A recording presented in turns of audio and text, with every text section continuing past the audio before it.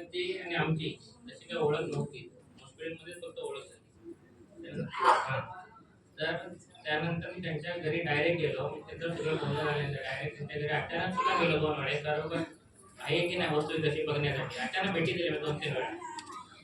त्यानंतर मला त्यांच्याकडे येणारी माणसं आणि मी नेहमी तिथून त्यानंतर मिसेसला घेऊन आलो. त्यानंतर मी जवळजवळ 3 महिने रत्नागिरी ते कोल्हापूर जवळ 20 लिटर पाणी आठवड्याला घेऊन जायचो मी इथं.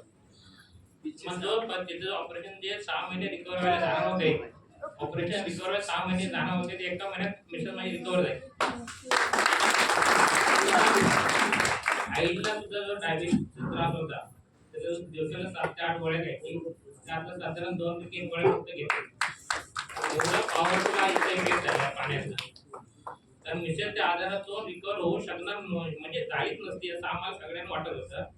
पण ते आता पूर्णपणे रिकवर झाले 6 महिन्यात. आम्ही एप्रिलच्या पहिल्या आठवड्यात ते मशीन बसवले रत्नागिरीवर. आणि एवढे म्हणजे लॉस आमच्यासाठी देवाच्या रूपानेच आलेले आहे असं मी थँक्यू सर, धन्यवाद. बघा म्हणजे काय की ब्लेसिंग कशा मिळतात त्यांच्या चेहऱ्यावरती किंवा त्यांचे जे